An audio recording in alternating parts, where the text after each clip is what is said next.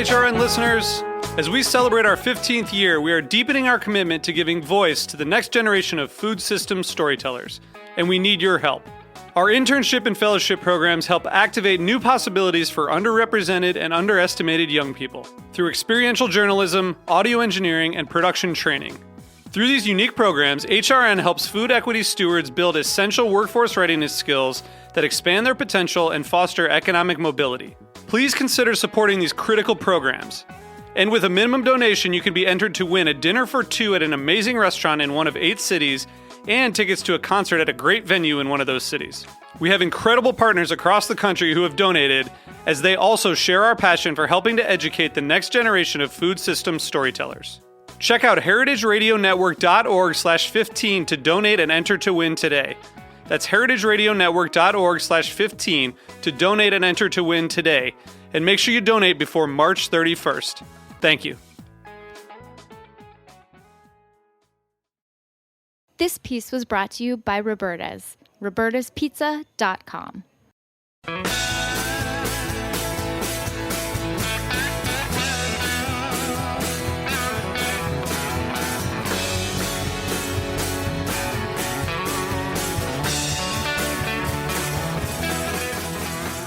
So hey, we're doing a special recording of Heritage Radio Network at the Cornelia St Cafe downstairs.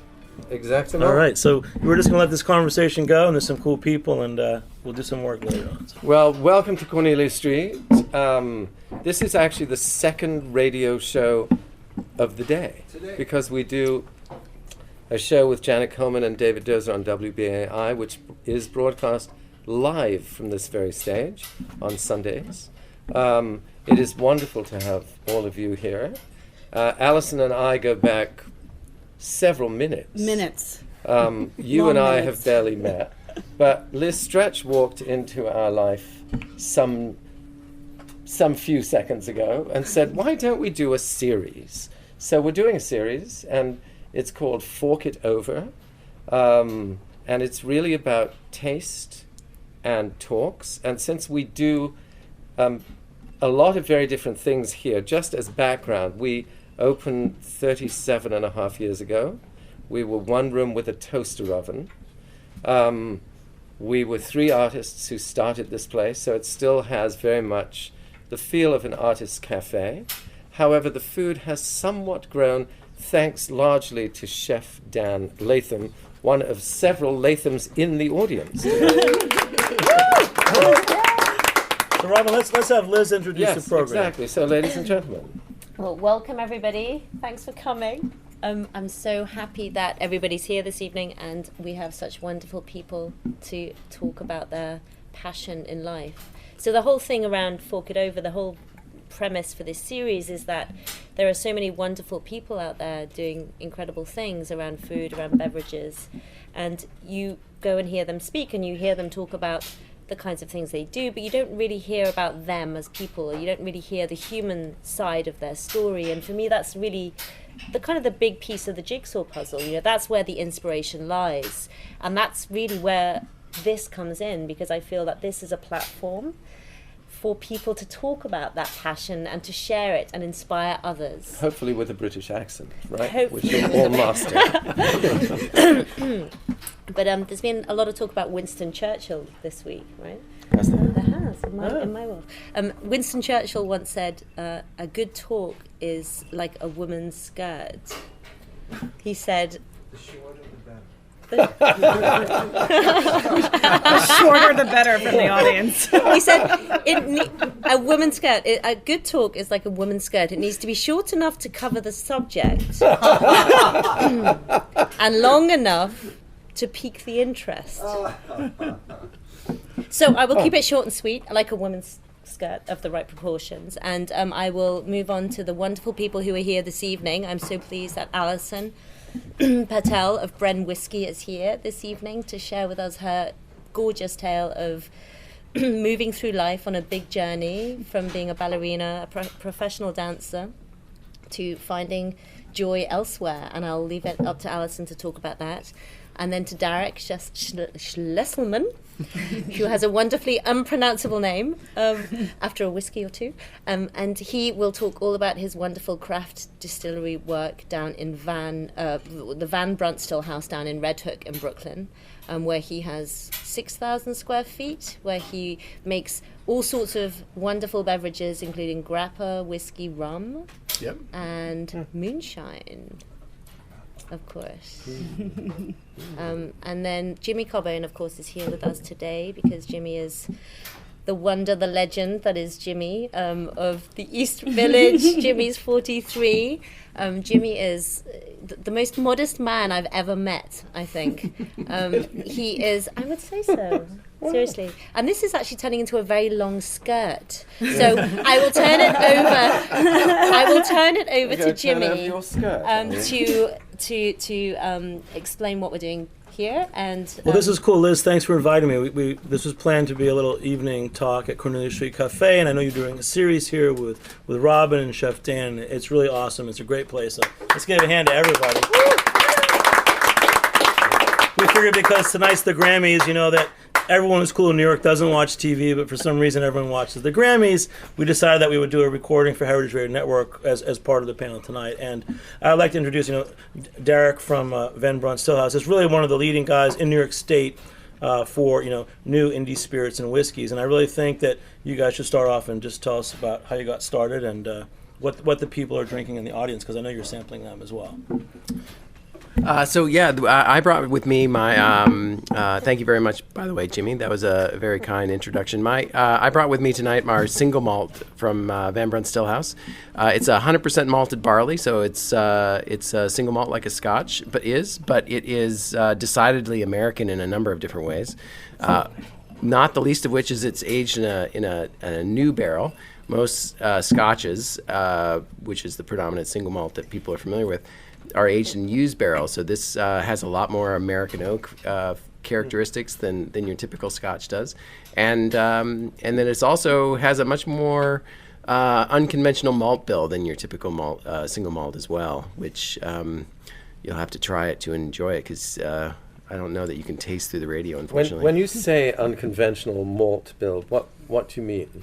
So it's 100% malted barley, so it's all one type of grain. Mm-hmm. But what malt is that when you get malt wet and you let it grow, or you get barley wet and you let it grow just a little bit, and then once it's grown a little bit, you dry it. How you dry it has a huge impact on its flavor. And so a typical Scotch, having been produced at a very large facility, tends to be a single type of malted barley.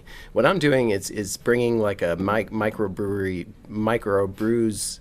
sensibility to making a recipe, and I'm bringing in different types of malt. So I have something like 8 or 9 different types of malted barley in my mash bill. Mm. Different varietals of barley or different types of malting? Different types of malting from different malt houses. So my base malt, like what we're tasting right now, the base malt that actually comes from Canada. I am starting to use some base malt from New York State, but all the specialty malts, the other 5 or 6 or 7, malts that I'm using are from all around the world. And so they are probably different varietals in that some are coming from Germany, some are coming from the U.S., some are coming from Belgium, but they've all been treated very differently at the malt house. And Allison from Bren Whiskey, tell us a little bit about your background and your product. Sure, yeah. So I didn't come from this industry. I was certainly a professional dancer before, a couple other careers in between ballet and whiskey, but trial and error. For me, my passion in whiskeys was actually really all about single malts, particularly in international single malts. And for me, that even distilled further down into single malts that were reflective of terroir, right? Which is a term we hear so much in wine, being kind of made of the earth surrounding perhaps one vineyard, or in my case, one distillery. So I met this distiller in Cognac, France, who was appropriately making cognac, and he still is, 3rd generation, and he had started making a version of the whiskey that has now become Bren. And at the time when I met him, he had no plans to go to market, and the whiskey was about 4 years old max, and then he had been laying it down each year since. So I got to start working with him with a 4-year-old whiskey, and then we worked together for another 4 years. So we brought it up to 8 years together.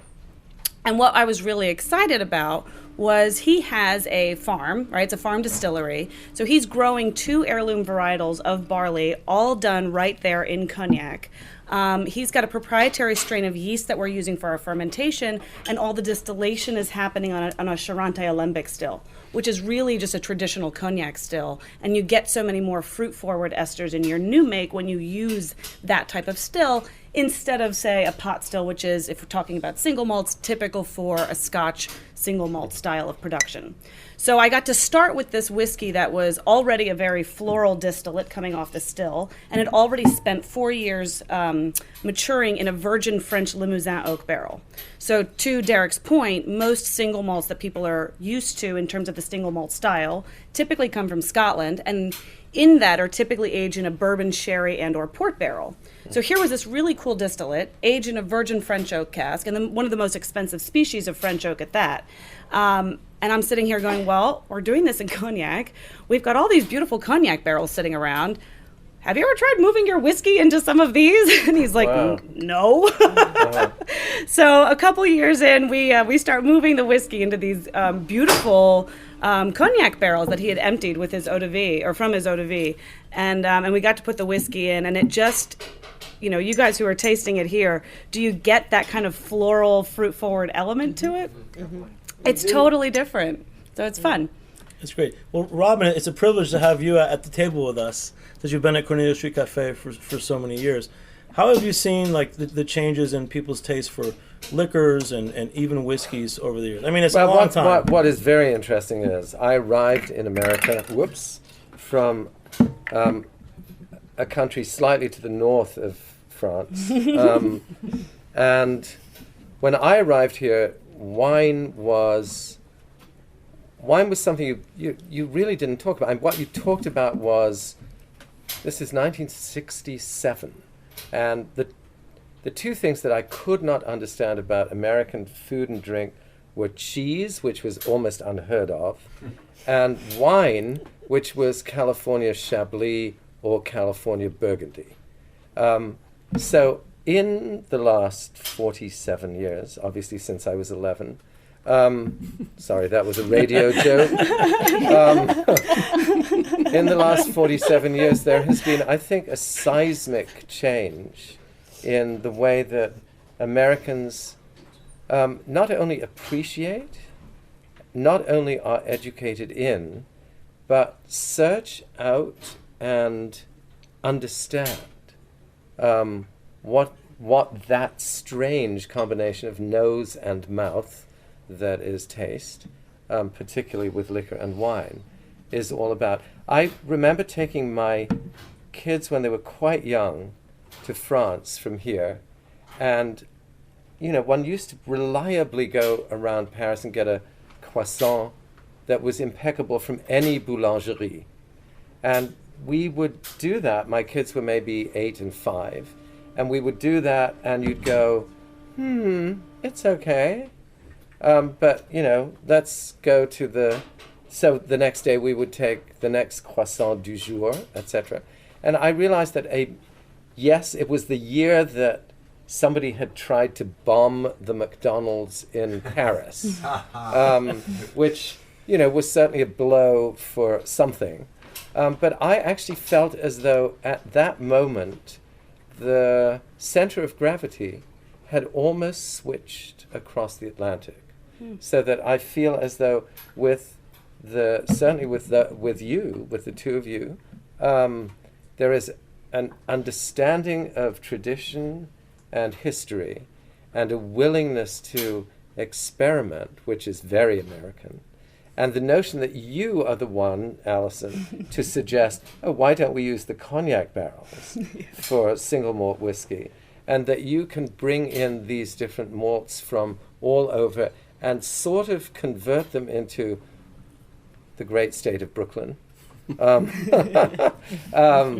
mean, there's something absolutely wonderfully both inventive and pragmatic about that. And, having watched some of this, having started out in one room with a toaster oven and no liquor license, and now we do 35 wines by the glass and serve Bren, amongst other things, and hopefully some of your stuff. It's been a very interesting little journey. I will say, fast forward to 2015, where we're at, a lot of good restaurant customers, bar customers know about these days all the specialty, but mainstream bourbons in America. Yeah. And that seems to be the number one seller for people interested in spirits. So now I feel like a lot of them are ready to be turned on to these new indie spirits that Brent is and Van Brunt Stillhouse. So I wanted to ask Derek first, what were some of the more mainstream spirits that turned you on when you were getting into this? Because I know you were a home brewer as well. Yeah, so I brewed beer before I made whiskey, but I also have been a Scotch drinker for a number of years. And actually, when I grew up, my father was a Scotch drinker. He drank Johnny Walker Red, and I never understood it. Like that why do you drink that swill? It's swill. Why do you drink that swill? It wasn't until I started drinking single malts that I started to understand, because just for those of you who don't know, in Scotland you're allowed to have up to 80% neutral spirits in a blended Scotch. So I don't know. Johnny Walker is a very storied, very elegant company. I'm sure that they're not using 80% neutral spirits, but Johnny Walker Red lacks any sort of really robust distinction. No offense, but single malts have a lot of really interesting things going on. It wasn't until I tried single malts that I really started to experience the breadth of flavors that were available from this. It's some level a really simple product. It is nothing but malted barley, yeast, and water. And so it was sort of the west coast of Scotland that really got my attention. The Lefroy, Lagavulin, and the scotches from that part of the country that really captured my attention at the beginning. Right. What about for you, Allison? I mean, you went from ballet to Booze. in cognac. I mean, There's the title of your autobiography. Write it down. sounds like you need to take Robin on a trip. To We've got a lot to do. So I blame my husband, first of all, or thank him. I'm maybe both. I fell in love with whiskeys, mostly single malts, and really it was pretty split between Scotch single malts and Japanese single malts. So Japanese really, the Yamazaki 18, the first time I had that would be the whiskey that turned me into a whiskey nerd, and made me have to figure out, go on my own personal quest to try and understand what was so unique about that whiskey. Why was that the first whiskey of all the ones that I had tried at that point, which weren't as many as I've tried since, but what was it about that specific whiskey that made it so intriguing to me? And was it just because of where it was, thus my question for innovating with terroir, or was it just that one particular expression that just happened to be awesome? And it's both. So Liz, for you, you're putting together these talks with Robin at Cornelia St Cafe. I mean, what questions do you have for these guys? Because they're kind of mavericks out there. I'm interested as to how you both decided to completely immerse yourselves in this as a profession. I mean, aside from you saying, this is your nerdiness, right? So it became a thing that totally got you somehow. And I'm interested at the moment at which that happened for both of you. So when did you both decide? And I know that Derek was, in his former life, editor at the Daily Show with Jon Stewart. The Jon Stewart, yeah, exactly. And I knew about that, and I'm interested in that. What happens to somebody when they decide to totally become immersed in something that is related to food or beverages in this kind of way? And for you, both of you, it's very profound. I mean, I can see it. You're very passionate about this and doing very well at what you're doing. And I'd love to hear both of your stories as to when that moment occurred and how it occurred, and was it a specific moment or was it a series of moments? Tell me about that. Go ahead. Well, it doesn't. It sounds like a really simple question, but for me, it's an incredibly complex question, and for me, it goes all the way back to my childhood. I'm the first generation of my family did not grow up on a farm. My father grew up on a farm, and my father worked. My grandfather lost his farm in the Depression, and my father rather. He worked in agriculture, but he wasn't a farmer. He worked in agribusiness, and excuse me. He and I disagreed wildly on how one should be a farmer, but regardless of that, he taught me a lot of a respect for what farmers were and how we grow our food, and how we interact with the earth, and so. I've always felt this void in my life when I was working in television, because television is very ethereal. There's nothing tangible about it, and I always found myself the joy in my life was coming from cooking, from gardening, from doing things with my hands, creating an actual tangible, drinkable, eatable, touchable product, and so it was a big leap for me to leave this relatively successful career to move off on my own and create something that you can drink. Mm-hmm. Amazing. I was wondering if you'd talk about the tangibility of it, because that's exactly where my mind went too. And I think writing is also an art, and as is dancing. And here's your art, you put it out there, you write a script, someone says it, that moment is fleeting and it's gone, right? Same with ballet. You go out there and you perform Swan Lake or Nutcracker or something, and if you were in the audience that night, you got to catch it, and if you weren't, sorry, it's gone. I mean, YouTube and obviously videos and things like that have changed that a little bit more, but certainly when I was dancing, there was not the social media that there is now. So it's really exciting to be able to create something and be passionate and be artistic and be expressive in something that gets to be, while it is still fleeting, you can taste this, I do all single cask release right now, so if you don't get to try barrel 284, sorry, you've missed out. But at the same time, you actually get to sit here and experience it, and if I'm not in the room, right, there's many bars in Chicago, in Indianapolis, in wherever, that can serve this whiskey, and people still get to try something that I've created without me physically being in the space, which is kind of a cool. I'm really interested, actually, for both of you, how it is as small, small-ish kind of food entrepreneurs, right? Beverage, entrepreneurs in this field. How is it for both of you out there? I mean, because there's so much support for what you both do, in terms of, you're both really out there doing something no one else is doing. And there are obviously those huge brands out there that try and take over the market and have a huge portion of that market. And what you're both doing is something quite radical, right? It's like you're at the frontier of innovation in terms of, doing something that this is about, very much about the people involved, right? What you're doing, Derek, is about you and your operation down in Red Hook, which has a whole story to it, a whole narrative, whether you like it or not. It's all about authenticity of product, right? Because it's absolutely you and what you're doing there. With you, it's your story attached to you finding these amazing people to work with and bringing that to market. And how do you find dealing with that as business people? That's a whole lesson to be learned by other people, trying to inspire and to also replicate that. I'd love to hear what you think about all of that. I think that's a whole other show. Okay. The business is a massive part of it.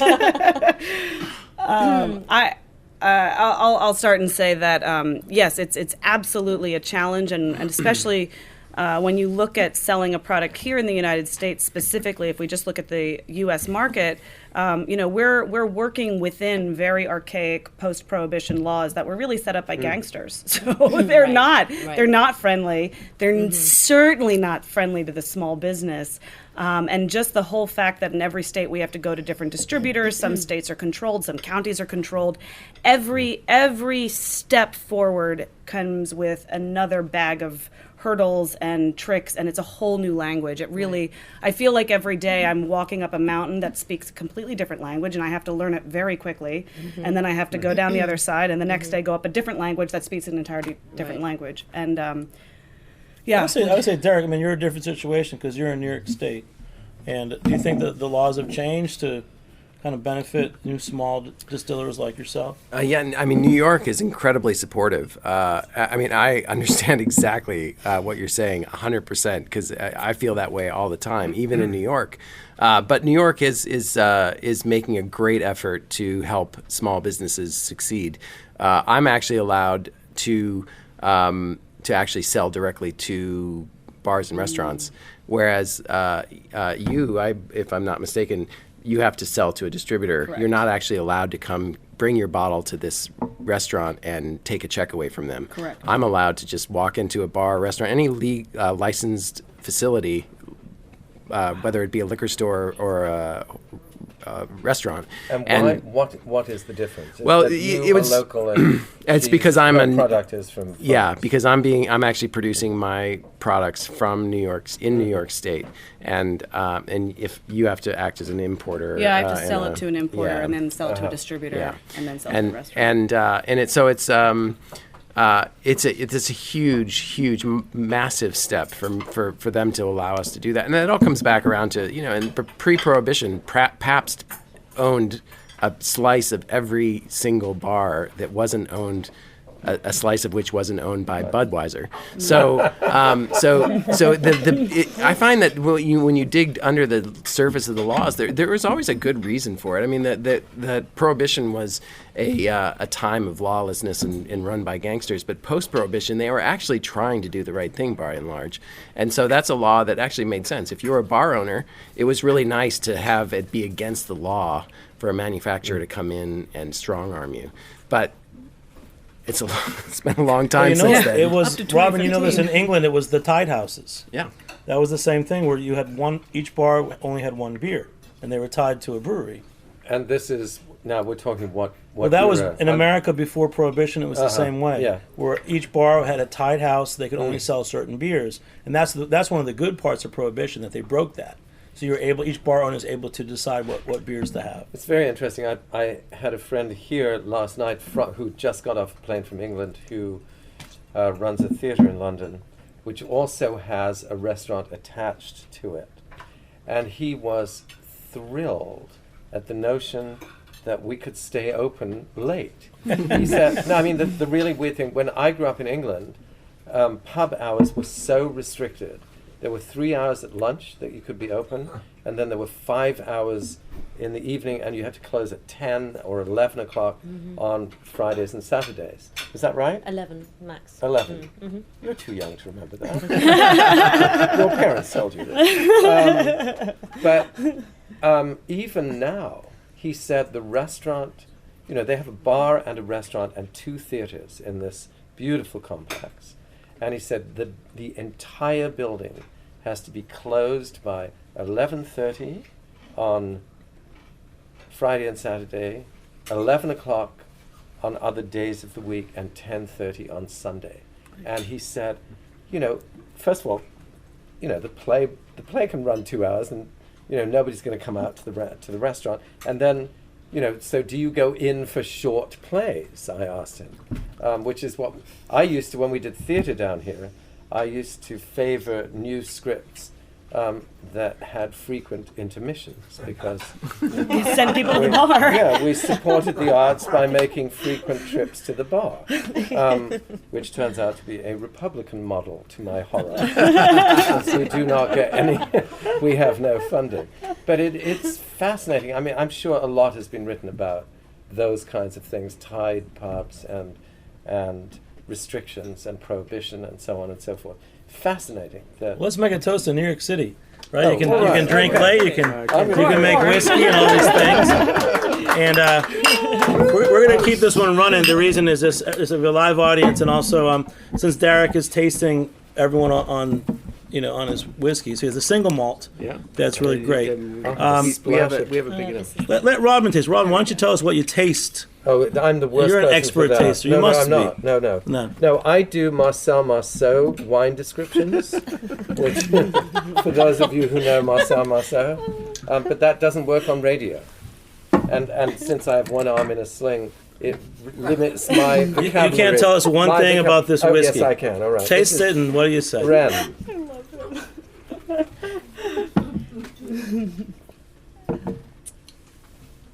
Tastes like Bren. All right. No, there's a lovely. Now- Now, what is so wonderful about this is that, and I have been one of Alison's sort of biggest fans since I stumbled across her sitting all alone at some table Some in trade show. in a hotel, and it turned out she lives around the corner on Bleecker Street. So I tracked her down, and this stuff is amazing. I mean, to me, what is remarkable about this is it's sort of a halfway house between what one thinks of as whiskey and what one thinks of as cognac. And to be able to bridge that seems to me to be remarkable. So were you to put me up against a wall, as I'll leave the next word out of that, I would say there is something remarkable about marrying what I assume is it barley? All barley. All yeah. barley and grape. I mean, cognac is one of those things that's made from grapes, and it's aged in cognac barrels. So that Derek, you're tasting the Bren, so it's the French barley whiskey aged in cognac barrels. Anything that comes to your mind when you taste it? You know, I actually can't. I can't describe that any better than that. I mean, I think that's a brilliant description. The idea that this is a marrying of grape and barley is really brilliant. That's great. And can we taste your whiskey too, the Van Brunt Stillhouse? Alison, what you want to give us any tasting notes on that? Oh, put me on the Yeah, spot. well, our whole audience is tasting it. So. Well, delicious is the first word that comes to mind. I could easily sit back and enjoy this regularly. So it's single malt, but it's not really peaty or smoky. Then. It's more like an American single malt. Yeah. So what I'm doing is bringing roasted and caramelized malts to the fore. The reason that Scotch, well, it's like at least west coast of Scotland Scotches are peaty is that's the fuel they had to dry out their malt. And then once industrialization happened, and you could do it with natural gas, they decided that they liked that flavor, and I like that flavor. I'm glad they decided that. But that doesn't. There's no peat here. There's nothing to connect me to that, and so I wanted to bring something a little bit different. I wanted this to be a local. I wanted this to be I wanted to touch this. I wanted it to be my own flavors, a New York, Brooklyn flavor, and so that's why I went with those roasted notes. There's something called coffee malt. There's no coffee in it. There's something called chocolate malt. There's no chocolate in it. It's just that the malt has been roasted to those temperatures, and it brings in those flavors. Well, it has great cereal notes to it also, in addition to what you're doing in the barrels with the barrel maturation. And you said it's 100% all virgin American oak? Yep. Yeah, it's awesome. Well, but those cereal notes, age is a very complicated conversation in whiskey because my distillery is 3 years old, and so this is not 8-year-old whiskey, and I don't pretend that it is. It's this whiskey was in the barrel for a year, and what you certainly what you gain by that is that one of those more volatile flavors that evaporates out of the side of the barrel in the angel's share is the aromatics of the grain. Mm-hmm. So you get with young whiskey you get a lot more cereal, and I personally think that's a positive. Yeah, I think it's all positive. I mean, depending on how you're doing your barrel maturation and depending on how you're working your still, because you clearly have an elegant distillate, you can tell just by drinking this whiskey. I mean, I want to taste now what you're doing right off the still, and I like that you kept it at this age. I think it's really beautiful and it's still really well balanced, and there's enough of a punch and there's enough of I like that you get to really taste that malty quality to it. Well, I think that some of the mainstream bourbons that people talk about, I don't know what their base distillate tastes like because there's so much aging in there. And I feel like that I'm much more interested in these new New York State whiskeys where they're young and you actually taste the grain. So thumbs up, bottoms up to that. Yeah. But Robin, tell us about, we got a little time left. Tell us about your program. 37, 47 years. You've got wine, you've got liquors. Tell us about the program you guys here for wines and spirits. This is a bit gross because it's all about numbers. We do 35 wines by the glass. So what we try and do, and you will come upstairs afterwards and work your way through all of them. To being what under we the table try after. to do is, we do some of the old standbys that we have to do. But we also try and discover wines that nobody knows. For example, we have a red wine that we discovered, obviously through somebody who brought it in. We have a red wine from Idaho. And everybody thinks, oh, Idaho potatoes. But the Sawtooth River in Idaho flows into Washington State. So Washington State, of course. Idaho, what do you mean? There's wine in Idaho? There's actually very interesting wine in Idaho, and this particular vineyard makes a very good Riesling, which we have carried.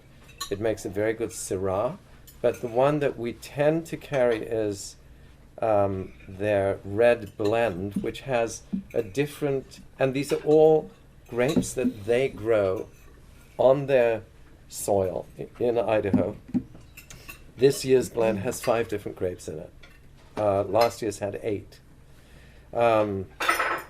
We do have an interesting wine from Oregon. A wonderful guy called Rudy. I hope I have his name right. His name's Rudy, and I think his last name is Deutsch, who started out in Montana and was going to go to law school. So it's a similar journey to yours. He was going to go to law school in California, so he goes to California to stay with his grandfather and discovers that his grandfather in the basement is making wine. He says, oh, that's a lot more interesting than law school. So he goes up to Oregon, actually buys land in Oregon, and starts making wine. His vineyard is called Montanore, Montana in Oregon. And it's not just organic, it's all biodynamic. Wonderful. And the Borealis of his that we carry, which is a wonderful play on words, Borealis being the northern lights. His northern lights are northern whites.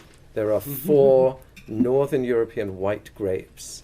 Pinot Gris, which one knows, Gewürztraminer, which one knows, Müller-Thurgau, probably less known, and there's a 4th grape that's going to come into my head maybe if I wave my arm around enough. Anyhow, he makes it from 4 grapes grown biodynamically in Oregon. And biodynamics, as you all know, is the Rudolf Steiner method of agriculture, really. Fascinating stuff. So I've no idea what question you asked me, but that was that was an answer to something. My name is Brandon Hoy, co-owner of Roberta's, a super duper awesome place.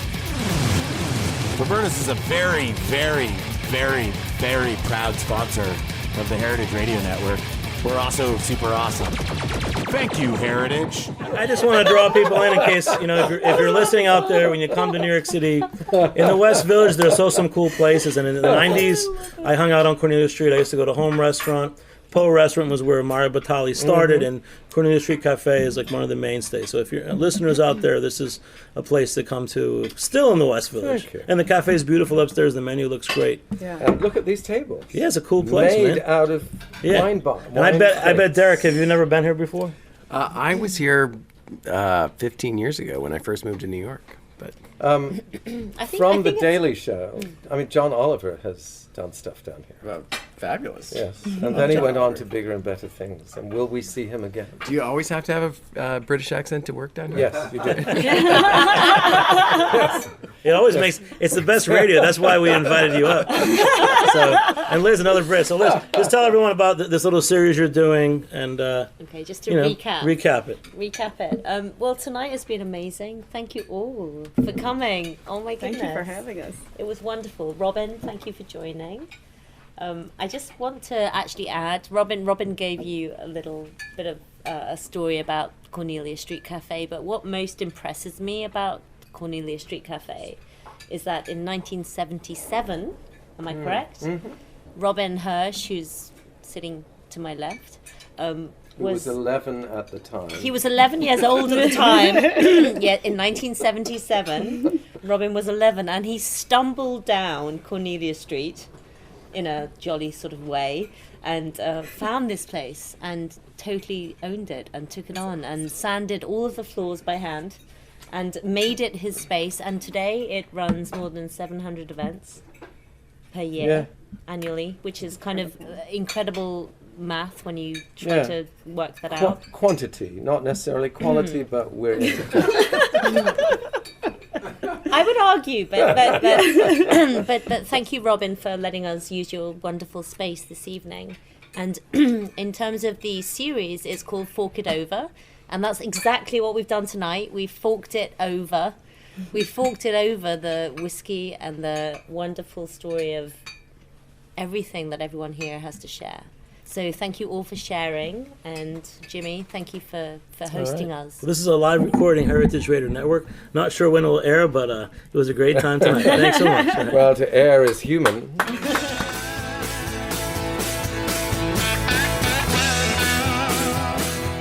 Thanks for listening to Heritage Radio Network, food radio supported by you. For our freshest content and to hear about exclusive events, subscribe to our newsletter. Enter your email at the bottom of our website, heritageradionetwork.org. Connect with us on Facebook, Instagram, and Twitter at heritage_radio. Heritage Radio Network is a nonprofit organization driving conversations to make the world a better, fairer, more delicious place. And we couldn't do it without support from listeners like you. Want to be a part of the food world's most innovative community? Rate the shows you like, tell your friends, and please, join our community by becoming a member. Just click on the beating heart at the top right of our homepage. Thanks for listening.